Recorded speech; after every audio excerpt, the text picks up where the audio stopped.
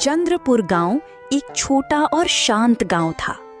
दिन में सब कुछ बिल्कुल सामान्य रहता था। बच्चे खेलते कूदते थे, किसान खेतों में काम करते थे और लोग हंसी खुशी अपना जीवन बिताते थे।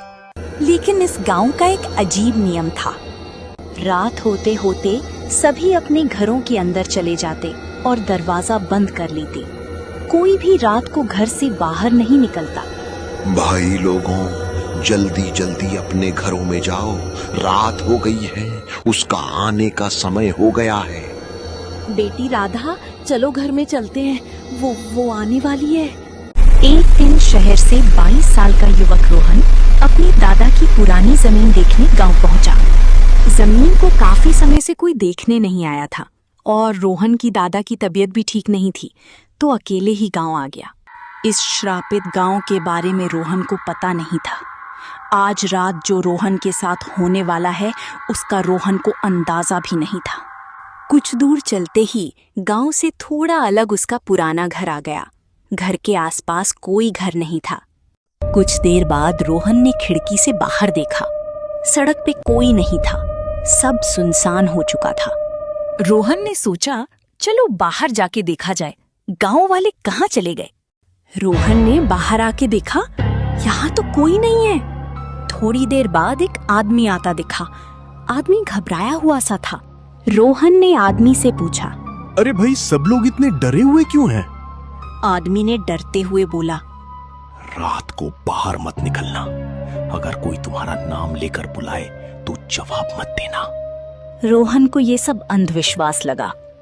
आधी रात होने को आई। भेड़िए की आवाज जंगलों से आने लगी। रोहन आराम से अपने कमरे में सो रहा था। अचानक कुछ आवाज सी आई। रोहन जाग गया।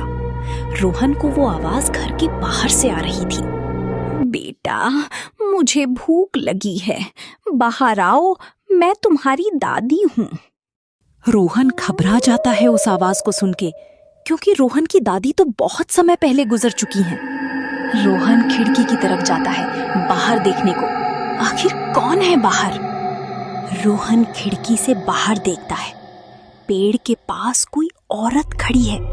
उसकी आंखें बहुत लाल हैं, वो बहुत डरावनी सी लग रही है। बेटा, बाहर आओ, तुम डरो मत। रोहन घर से बाहर आता है उस औरत को देखने के लिए। तभी वो औरत हवा में उड़ने लगती है और जोर जोर से हंसने लगती है। रोहन थोड़ा पीछे हटता है और घर के अंदर भागता है। तभी रोहन को दादा की एक पुरानी डायरी मिली।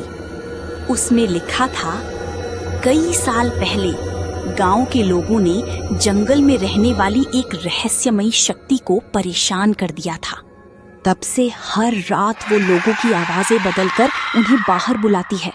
जो भी बाहर जाता है वो कभी वापस नहीं आता। अचानक फिर से दरवाजे के बाहर से आवाज आई। इस बार आवाज उसकी दादाजी की थी। रोहन समझ जाता है ये दादाजी नहीं है, दादाजी शहर में अपने घर हैं। रोहन इस बार दरवाजा नहीं खोलता है और ना ही बाहर जाता है। रोहन किसी तरह से रात निकालता है। फिर से सुबह होती है। खूबसूरत सुबह, पंछी की चहचहाने की आवाजें, और फिर से गांव वाले अपनी रोजमर्रा की जीवन में मसरूफ हो जाते हैं। लेकिन रोहन ने अपने घर के बाहर मिट्टी में पैरों के निशान देखे।